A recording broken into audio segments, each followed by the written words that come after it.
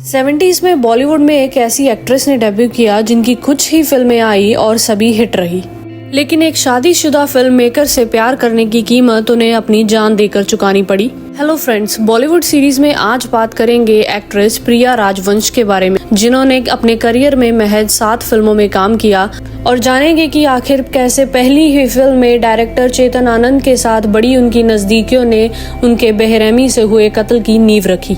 30 दिसंबर 1936 government officer सुंदर सिंह के घर एक बेटी का जन्म हुआ, जिसका नाम उन्होंने वीरा सुंदर सिंह रखा।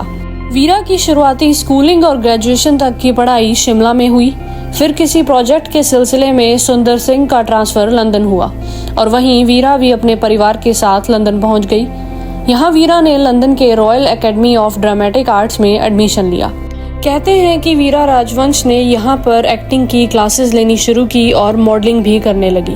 मॉडलिंग के वक्त खींची गई उनकी कुछ तस्वीरें जब हिंदी फिल्म इंडस्ट्री में फिल्म मेकर ठाकुर रणबीर सिंह के पास पहुंची, तो उन्होंने अपने दोस्त चेतन आनंद, जो कि उस वक्त एक बहुत बड़े फिल्म मेकर हुआ करते थे, उन्हें प्रिया राजवंश की ये तस्वीरें दिखाई, जो कि उस वक्त अपनी फिल्म हकीकत के लिए एक नए चेहरे की तलाश में थे। जब देवानंद के भाई चेतन आनंद ने वीरा की तस्वीर को पहली बार देखा, तो कहते हैं कि उन्होंने ये मन बना लिया कि वो 1963 में भारत चीन वॉर पर बन रही फिल्म हकीकत के लिए वीरा को ही कास्ट करेंगे। उन्होंने वीरा को इस फिल्म का ऑफर दिया और 1964 में वीरा सुंदर सिंह इंडिया आई और उन्होंने हकीकत फिल्म से अपने करियर की शुरुआत की। चेतन आनंद ने ही वीरा को उनका नाम बदलकर वीरा सुंदर सिंह से प्रिया राजवंश रखने की सलाह दी थी। फिल्म रिलीज हुई और सुपरहिट रही और प्रिया राजवंश अब इंडस्ट्री का एक जाना माना चेहरा बन चुकी थी। हकीकत फिल्म की सफलता के बाद प्रिया राजवंश को एक के बाद एक फिल्मों के ऑफर आने लगे, लेकिन वहीं दूसरी ओर शूटिंग के दौरान चेतन प्रिया को पसंद करने लगे थे। वो प्रिया की खूबसूरती पर फिदा हुए और हकीकत की शूटिंग के दौरान ही उनका नाम प्रिया से जुड़ने लगा। बॉलीवुड के गॉसिप गलियारों में दोनों के अफेयर के चर्चे अब आम हो चुके थे। ये बात ज्यादा तेजी से इसलिए भी फैली क्योंकि चेतन पहले से ही शादीशुदा थे। चेतन आनंद की शादी 1943 में उमा आनंद से हुई थी, जिनके साथ उनके 2 बेटे भी थे। लेकिन चेतन आनंद अपनी शादीशुदा जिंदगी से बिल्कुल भी खुश नहीं थे। यही वजह थी कि जब उनकी मुलाकात प्रिया राजवंश से हुई तो दोनों के बीच में नजदीकियां बढ़ने लगी। इन दोनों के इस रिश्ते का असर अब प्रिया राजवंश की प्रोफेशनल लाइफ पर होने लगा। चेतन आनंद प्रिया को लेकर इतने ज्यादा पॉजिटिव थे कि उन्होंने कभी उन्हें किसी और फिल्म मेकर के साथ काम करने नहीं दिया। यही वजह थी कि हकीकत फिल्म के बाद उन्होंने जितनी भी फिल्में बनाई उनमें सिर्फ प्रिया को ही बतौर हीरोइन साइन किया। हकीकत के बाद प्रिया की दूसरी फिल्म हीर रांझा थी, जिसमें हीर के रोल में उन्हें बेहद पसंद किया गया। प्रिया ने अपने करियर में कुल 7 फिल्मों में काम किया और वहीं 1964 में शुरू हुआ उनका फिल्मी सफर फिल्म हाथों की लकीरें पर खत्म हुआ और यही उनकी आखिरी फिल्म भी साबित हुई। इसका कारण ये था कि चेतन आनंद ने हाथों की लकीरें के बाद फिल्में बनाना बंद कर दिया था। ये उनकी आखिरी फिल्म थी। उन्होंने फिल्में छोड़ने के बाद दूरदर्शन के लिए सिर्फ एक सीरियल बनाया जिसका नाम था परमवीर चक्र। चेतन आनंद ने फिल्में बनाना छोड़ा तो प्रिया राजवंश का करियर वहीं ठप हो गया, क्योंकि वो किसी और फिल्म मेकर के साथ काम नहीं करती थी। प्रिया उस जमाने की सबसे पढ़ी लिखी एक्ट्रेस थी जो एक अच्छे परिवार से संबंध रखती थी।